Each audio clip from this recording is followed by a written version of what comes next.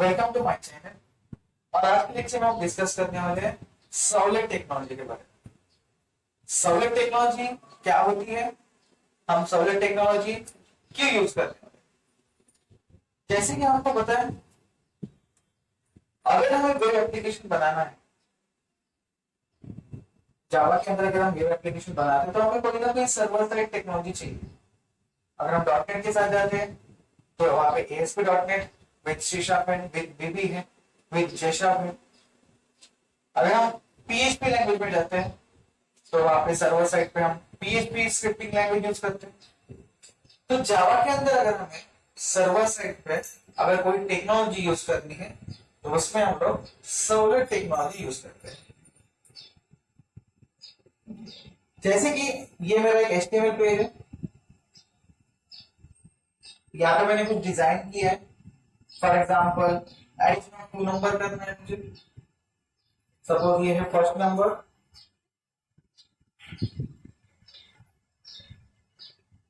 Second number, और suppose यहाँ पे कुछ बटन है प्लस माइनस मल्टीप्लिकेशन डिवीजन। मैं यहाँ पे कुछ नंबर एंटर कर रहा हूँ, 10 एंड 10। प्लस बटन पे क्लिक करने के बाद कहीं ना कहीं मुझे 20 आउटपुट मिलना चाहिए, राइट। तो ये जो एडिशन है, ये जो हमें टास्क करना है, ये टास्क हम HTML में नहीं कर सकते। HTML का काम क्या होता है, ओनली पेज को डिजाइन करना।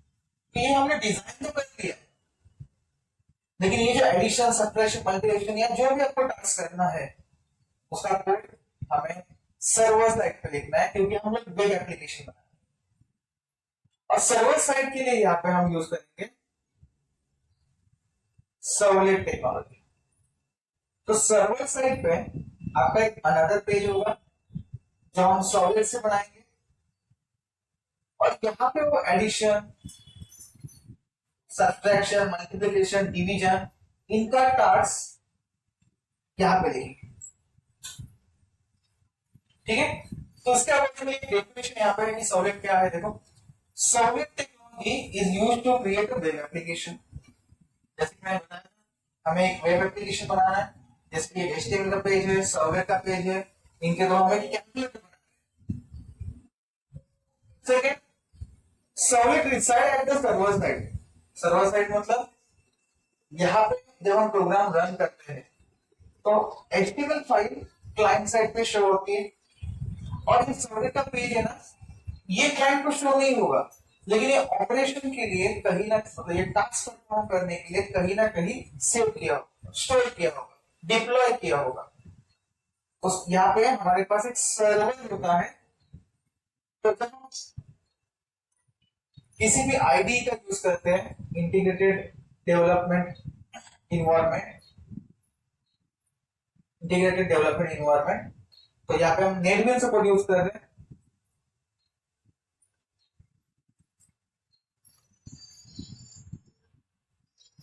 या इक्लिप्स भी हमारे पास है। तो वहां पे हमारे पास रेडीमेड सर्वर वहां पे मिलते हैं। सर्वर के नाम है कुछ ग्लासफिश, अपेचे टॉमकैट, जेबॉक्स, ऐसे बहुत सारे सर्वर्स हैं। तो अगर मैं इंस्टॉल करता हूं मेरे कंप्यूटर पे तो वहां पे मुझे ये 2 सर्वर मिल जाते हैं। ये सर्वर है, इन सर्वर के ऊपर मेरा सर्वलेट का फाइल डिप्लॉय होता है, और HTML से जो भी रिक्वेस्ट जाएगी वो आपके सर्वलेट के पास जाएगी। सर्वलेट कहां पे होता है, reside at the server side. Server कौन सा है हमारे पास, ग्लासफिश या अपेचे टॉमकैट, कोई भी एक सर्वर यूज करना है, ओके। एंड इसके बाद हमने लिखा है यहाँ पे and generate a dynamic web page. अभी डायनामिक वेब पेज मतलब क्या है, अभी यहाँ पे आप ऑब्जर्व करते हो तो मेरे पास 2 ही पेज है। एक HTML का पेज जिसके थ्रू मैं इनपुट ले रहा हूँ, और दूसरा सर्वलेट का पेज है जहां पे मैंने ऑपरेशंस किए। मतलब जैसे मुझे एडिशन का टास्क करना है तो उसका कुछ कोड आएगा, सब्ट्रैक्शन का कुछ कोड होगा, राइट, वो मैंने सर्वलेट में लिखा है। तो डायनामिक वेब पेज क्या होता है, जैसे कि मैंने यहाँ से बटन पे क्लिक कर दिया, आप इस डायग्राम को देखना। जैसे कि मैंने 10 और 20 लिखा मेरा, और मैंने एडिशन बटन के ऊपर क्लिक कर दिया, तो ये मेरा रिक्वेस्ट सॉलिड के पास है। सॉलिड में मैंने एडिशन के लिए कुछ ना कुछ टास्क लिखा है, ठीक है, वो हम बाद में प्रोग्राम में देखने वाले कैसे करना है। एडिशन होने के बाद ये हमें आउटपुट रिटर्न करेगा। आउटपुट कैसे, हमें जैसे एडिशन होने के बाद आउटपुट में क्या डिस्प्ले करना है, जैसे फॉर एग्जांपल मुझे कुछ इस टाइप से लिखना चाहिए, एडिशन इज इक्वल टू, और आपका इनपुट नंबर क्या था 10 एंड 10 बराबर, तो एडिशन हो जाएगा 20। ये है मेरा आउटपुट पेज, मतलब मुझे आउटपुट पे ये शो करना है, राइट। तो इसके लिए मैं नया पेज नहीं बनाऊंगा, जैसे मैं इनपुट के लिए एचटीएमएल बनाया था, सर्वर साइड पे सर्वलेट टेक्नोलॉजी से एडिशन सब्ट्रैक्शन का कोड लिखा था, राइट। ठीक है, आउटपुट जो जनरेट हो रहा है एडिशन इक्वल 20, इसके लिए मैं तीसरा वाला एचटीएमएल या कोई सर्वलेट पेज नहीं बनाऊंगा। मेरा सर्वलेट ऑटोमेटिकली डायनामिक, मतलब क्या है, ये ऑटोमेटिकली ये आउटपुट पेज बनाएगा, इसके लिए कोई तीसरी फाइल बनाने की जरूरत नहीं है। इसलिए यहाँ पे लिखा है कि ये generate a dynamic web page, जो रिटर्न करने वाला आउटपुट पेज है वो पेज यहाँ पे डायनामिकली क्रिएट करेगा, और ये डायनामिक वाला पेज एज आउटपुट या वी कैन से रिस्पॉन्स आपके रिस्पेक्टिव क्लाइंट को रिटर्न करते हैं। ये आर्किटेक्चर थ्रू हमारा सर्वलेट काम करेगा। ओके, मैं रिपीट कर रहा हूं, एचटीएमएल पेज में हम इनपुट देंगे जिसका काम होगी डिजाइन पर्पस है, बटन क्लिक करने के बाद ये डेटा कहां पे जाएगा, सर्वलेट के पास जाएगा। सर्वलेट में हमें हर एक के लिए टास्क देता है, एडिशन, सब्ट्रैक्शन, मल्टीप्लिकेशन, डिवीजन, उसके अकॉर्डिंग आउटपुट जनरेट होगा। जैसे अगर मैं प्लस पे क्लिक कर रहा हूं एडिशन आ जाएगा, अगर मैं मल्टीप्लिकेशन पे क्लिक करूंगा तो आउटपुट क्या होगा, आउटपुट कुछ इस टाइप से होगा। अगर मैं मल्टीप्लिकेशन के ऊपर क्लिक करता हूं तो आउटपुट कुछ इस टाइप से होगा, multiplication is equal to 10 into 10 100, right. तो ये आउटपुट वहां पे जनरेट होगा, तो ये है dynamic output.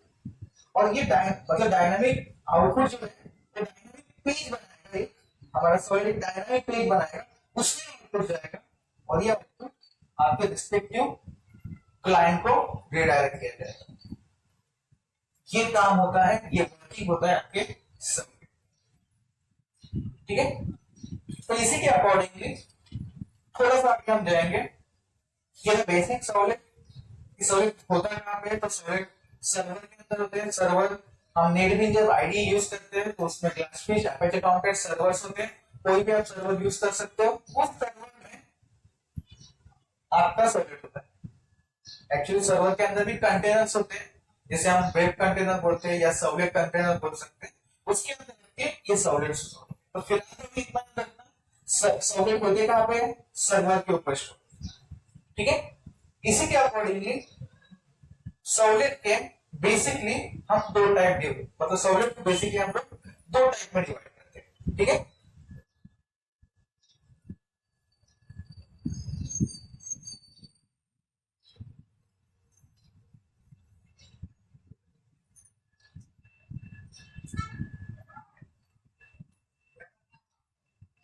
Type of servlet, servlet के मोस्टली हम दो टाइप होते हैं। पहला है generic servlet and second one HTTP servlet.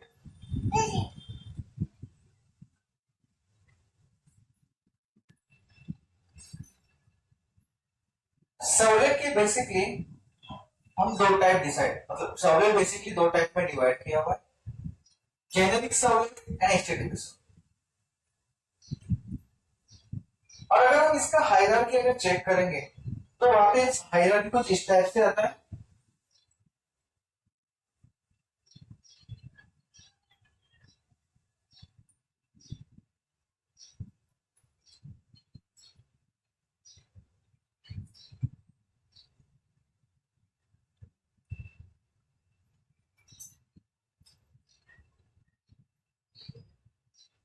यहाँ पे अगर हम हायरार्की थ्रू जाएंगे तो बेसिकली आप देख सकते हो जेनेरिक सॉलिड एक क्लास है, ठीक है, ये एक क्लास है।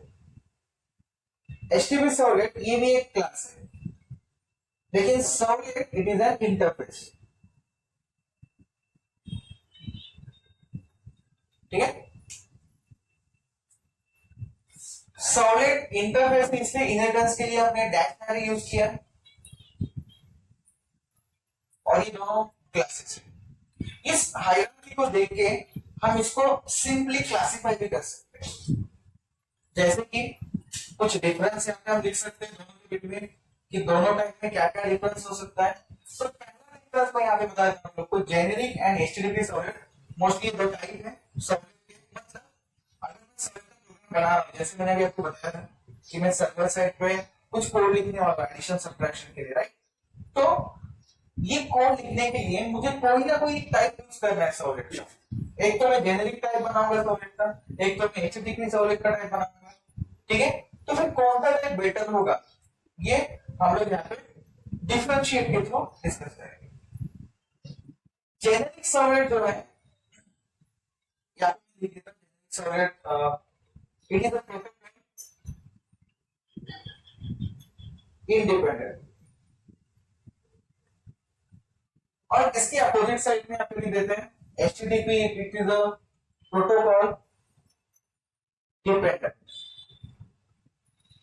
अभी ये पहला डिफरेंस जो है डिपेंडेंट और इंडिपेंडेंट, मतलब जेनेरिक इंडिपेंडेंट है, एचटीटीपी डिपेंडेंट है, इसका मतलब क्या है। हम इंटरनेट के ऊपर जब कोई डेटा ट्रांसमिट करते हैं तो वहां पे हमें कोई ना कोई प्रोटोकॉल यूज करना पड़ता है। जैसे अगर आप देखते हो, अगर आप कोई भी किसी भी वेबसाइट को विजिट करोगे तो उसके पहले HTTPS, HTTP या HTTPS डबल स्लैश इस टाइप से प्रोटोकॉल अटैच रहता है, राइट। और फिर इसका यूआरएल रहेगा, सपोज मेरा वेबसाइट है www.abc.com, इस टाइप से। तो ये जो प्रोटोकॉल है, मतलब मैं यहाँ पे डेटा ट्रांसमिट करने के लिए कौन सा प्रोटोकॉल यूज कर रहा हूँ, HTTP hyper text transfer protocol, HTTPS hyper text transfer protocol over secure socket layer, या शॉर्टकट में उसको सिक्योर भी बोल सकते हैं। तो ये प्रोटोकॉल स्पेसिफाई है कि मैं जब डेटा कॉल कर रहा हूँ, डेटा सेंड कर रहा हूँ, तो मैं इस प्रोटोकॉल का यूज करके, protocol means set of rules, तो उसको कुछ ना कुछ रूल लिखे हैं कि डेटा कैसे एक्सचेंज करना है, ट्रांसफर करना है, वो हम वहां पे यूज करते हैं प्रोटोकॉल, ठीक है। तो HTTP सर्वलेट प्रोटोकॉल डिपेंडेंट क्यों है, क्या आप यहाँ पे ऑब्जर्व करो, HTTP सर्वलेट की स्टार्टिंग में क्या लगा है, HTTP, मतलब ये सर्वलेट टोटली HTTP के ऊपर डिपेंडेंट है। मतलब तो क्लाइंट और सर्वलेट, मतलब आपने क्लाइंट मतलब HTML पेज बनाया हुआ है, सर्वर साइड पे आपने सर्वलेट का पेज बनाया है, इन दोनों के बिटवीन अगर को कम्युनिकेशन करना है, डेटा एक्सचेंज करना है, तो वहां पे अगर मैंने HTTP सर्वलेट ये टाइप यूज किया तो वहां पे ये प्रोटोकॉल डिपेंडेंट होगा। क्यों, क्योंकि उसके लिए बस HTTP प्रोटोकॉल ही यूज होगा, डेटा ट्रांसमिशन के लिए HTTP प्रोटोकॉल ही यूज होगा, दूसरा प्रोटोकॉल यूज नहीं होगा। On the other hand generic servlet के अंदर ये क्या लिखा है, प्रोटोकॉल इंडिपेंडेंट, मतलब यहाँ पे डेटा एक्सचेंज करने के लिए अगर आपने जेनेरिक सर्वलेट का टाइप यूज किया सर्वलेट का, तो ये कोई भी प्रोटोकॉल यूज करेगा, ये HTTP के साथ भी काम करेगा, ये FTP के भी साथ काम कर सकता है, ये SMTP के साथ भी काम कर सकता है, जितने भी अलग प्रोटोकॉल्स हैं आप सभी प्रोटोकॉल यूज करके यहाँ पे ट्रांसमिशन कर सकते हैं, राइट। इसलिए हमने ये पहला डिफरेंस देखा है कि ये प्रोटोकॉल डिपेंडेंट है क्योंकि ये ओनली HTTP को यूज करेगा, और इंडिपेंडेंट मतलब ये कोई भी अवेलेबल प्रोटोकॉल के साथ काम करेगा। ये था पहला difference. Second difference, according to hierarchy HTTP, जैसे अभी आपको इनहेरिटेंस का टाइप तो पता है, कोर जावा एक कांसेप्ट है inheritance, single, multi level, hierarchy, hybrid, और मल्टीपल सपोर्ट करता है, उसके लिए हम लोग इंटरफेसेस यूज करते हैं, ठीक है। तो इनहेरिटेंस के थ्रू अगर यहाँ पे ऑब्जर्व करोगे हायरार्की को, तो HTTP जो है ये हमारा चाइल्ड क्लास है, और जेनेरिक अगर हम यहाँ पे देखेंगे तो ये हमारा पैरेंट क्लास। अगर मैं यहाँ पे पैरेंट बोलता हूँ तो ये चाइल्ड बोलता हूँ तो ये सब, अगर मैं यहाँ पे बेस क्लास बोल रहा हूँ तो ये डिराइव्ड क्लास। ठीक है, नाम याद रखना। तो इसी के अकॉर्डिंगली मैं सेकेंड डिफरेंस कर सकता हूँ कि HTTP servlet it is N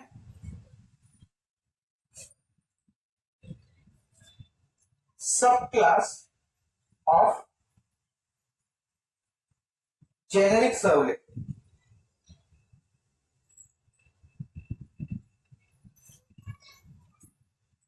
इसी के अपोजिट में यहाँ पे अगर HTTP सर्वलेट सब क्लास है या चाइल्ड क्लास है तो उसके अपोजिट जेनेरिक सर्वलेट क्या होगा? Obviously super class. तो generic servlet it is an super class of HTTP servlet. हो गया तो डिफरेंस। थर्ड, यहां पे हमें जब हम सर्वलेट यूज करते हैं तो हमें कुछ पैकेजेस यूज करने पड़ते हैं, क्योंकि इसके लिए जो भी क्लासेस इंटरफेसेस होंगे हमारे पास वो इंटरफेस किसी ना किसी पैकेज के थ्रू कॉल होंगे, राइट। तो अगर मैं HTTP सर्वलेट के साथ काम कर रहा हूं तो in general in normal way हमें सर्वलेट के लिए एक पैकेज लगाना पड़ता है। मैं यहाँ पे लिखता हूं इंपोर्ट javax डॉट सर्वलेट, एक पैकेज है। अब हम इसके बाद स्टार्ट लिखते हैं और दूसरा पैकेज होता है हमारे पास import javax dot servlet dot http dot star. ये दो पैकेज की जरूरत होती है हमें। तो अगर मैं HTTP सर्वलेट के साथ काम करता हूं तो मुझे ये वाला पैकेज की जरूरत है, क्योंकि HTTP है ना, तो ये जो पैकेज है ये मोस्टली मतलब ये जो हमारा HTTP सर्वलेट ये जो हमारा क्लास है ये इस पैकेज से कॉल होगा। तो मैं यहां पे लिख सकता हूं अगर मैं HTTP सर्वलेट के साथ काम कर रहा हूं तो इट रिक्वायर्ड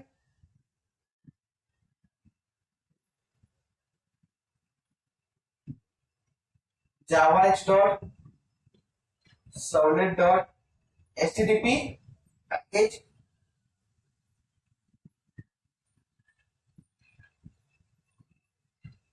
ठीक है, मतलब अगर हमें HTTP सर्वलेट यूज करना है तो ये पैकेज इंपोर्ट करना होगा।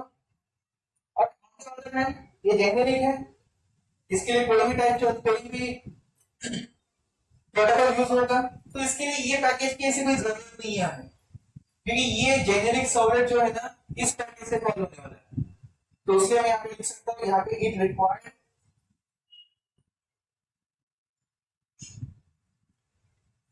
javax dot servlet package.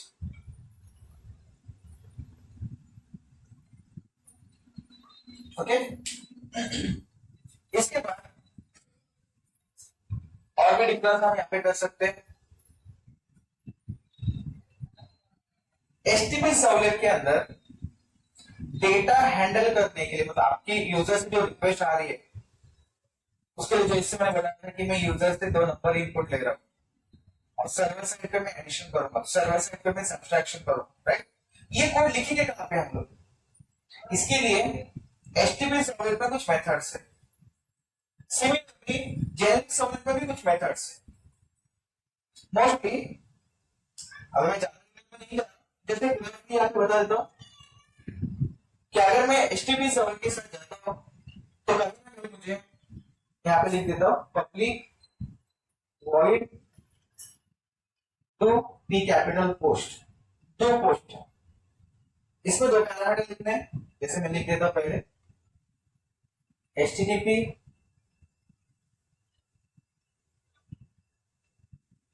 Servlet request continuously वो ऑब्जेक्ट का नाम REQ HTTP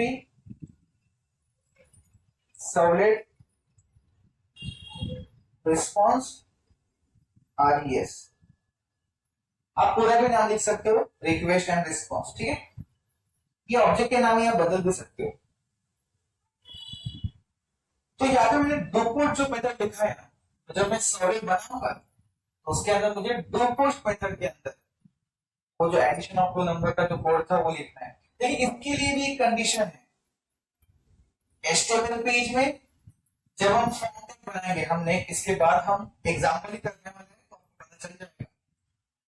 HTML के पेज में अगर मैंने मेथड पोस्ट लिखा है, जो मैं जहां पे मैं कैलकुलेटर बनाऊंगा पोस्ट लिखा है, तो मुझे सर्वर साइड पेज में दो पोस्ट लगाना है। कौन से टाइप में? HTTP servlet. और अगर मैं HTML के पेज में मेथड गेट यूज करता हूं, गेट, तो यहां पे मुझे सर्वर साइड पे इस दो पोस्ट की जगह पे टू गेट लिखना पड़ेगा। बाकी सब कुछ सेम, पब्लिक वॉइड, यहाँ पे जैसे टू पोस्ट लिखा है वैसे टू गेट, देन उसके ब्रैकेट में HTTP servlet request comma HTTP servlet response, ये यहाँ पे लिखना है। बस ये कब यूज होंगे? HTML पेज में पोस्ट है तो सर्वर पेज में दो पोस्ट, HTML पेज में गेट है तो सर्वर पेज पे दो गेट। ये आपको HTTP सर्वलेट के लिए लिखना होता है। HTML पेज में और भी मेथड्स होते हैं, जैसे ट्रेस, ट्रेस, तो यहाँ पे हमें लिखना पड़ेगा ट्रेस। अगर HTML पेज में हमने पुट लिखा है PUT, तो यहाँ पे लिखना पड़ेगा टू पुट P कैपिटल। अगर हमने HTML पेज पे लिखा है हेड, तो यहाँ पे हमें लिखना पड़ेगा डू हेड H कैपिटल। मतलब आपकी HTML के मेथड के ऊपर सर्वर साइड का मेथड डिपेंड है। अगर मिसमैच कर लिया, जैसे कि मैंने HTML में गेट लिखा है और सर्वर पेज पे डू पोस्ट लिखा है, तो ये डेटा ये रिक्वेस्ट हैंडल नहीं करेगा। गेट के लिए डू गेट चाहिए और मैंने कोड किसके अंदर लिखा है? डू पोस्ट के अंदर, तो आउटपुट नहीं मिलेगा। 405 ये लग सकता है मेथड मिसमैच। ये क्लाइंट पे गेट लिखा है, हमने सर्वर में डू पोस्ट यूज किया है, वो हैंडल नहीं करेगा, ठीक है। याद रहे, क्लाइंट पे गेट है तो सर्वर पेज पे डू गेट, क्लाइंट पे पोस्ट है तो सर्वर पेज पे डू पोस्ट।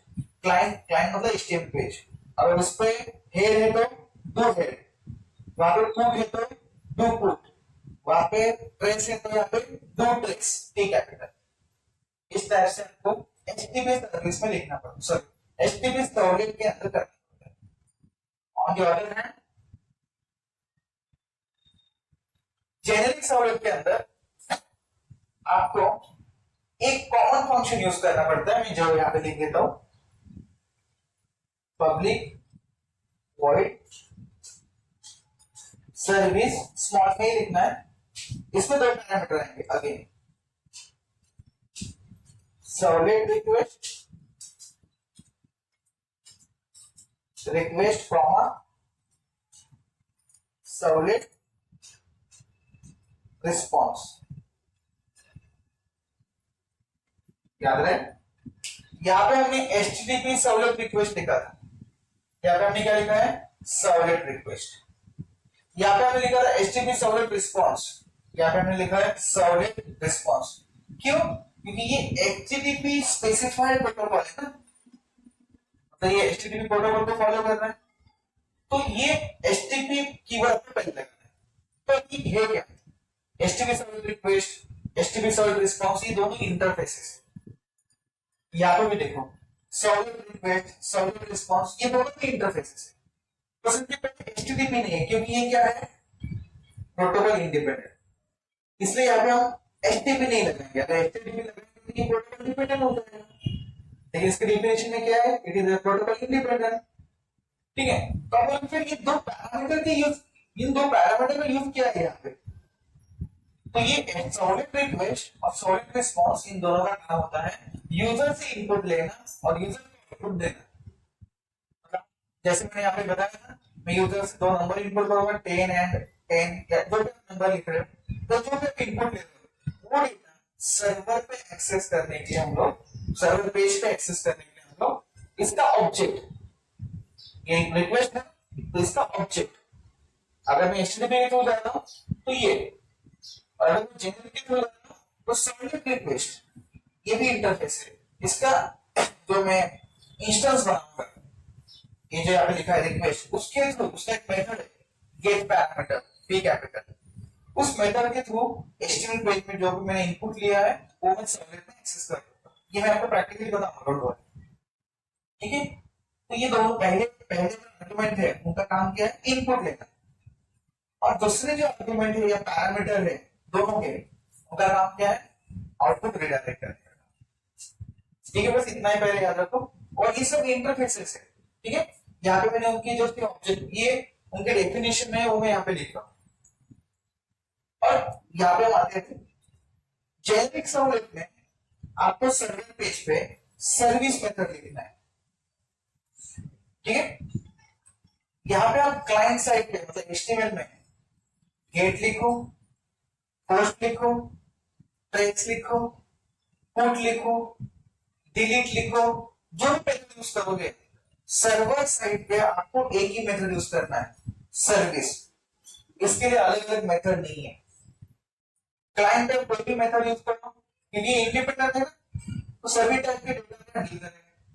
आप कोई भी मेथड यूज करो, तो यहाँ पे समझ में आया जैसे, अगर मैं जेनेरिक के साथ जाता हूं तो सर्वर साइड पे मुझे एक ही मेथड चाहिए, सर्विस, जिसके अंदर मैं मेरा एक्चुअल लॉजिक लिखूंगा, बाकी कोई जरूरत नहीं मुझे, मतलब बाकी कोई मेथड लिखने की जरूरत। लेकिन यहाँ पे HTTP में क्लाइंट पे गेट है तो डू गेट, क्लाइंट पे पोस्ट है तो do post, and so on, ठीक है। इसी के अकॉर्डिंग हम इसका नेक्स्ट में डिफरेंस लिख सकते हैं, जैसे कि यहाँ पे जो हमने लिखा है नहीं है HTTP सर्वलेट रिक्वेस्ट, तो मैं यहाँ पे लिख देता HTTP servlet request and HTTP servlet response.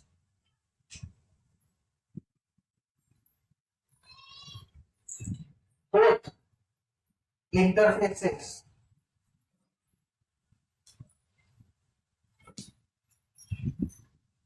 are required to handle, both interfaces are required to handle request and response between client and server side page, to handle request and response। मैंने shortcut में लिखा।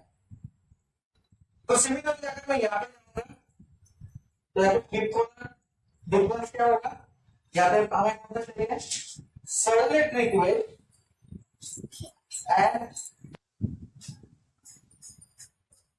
Servlet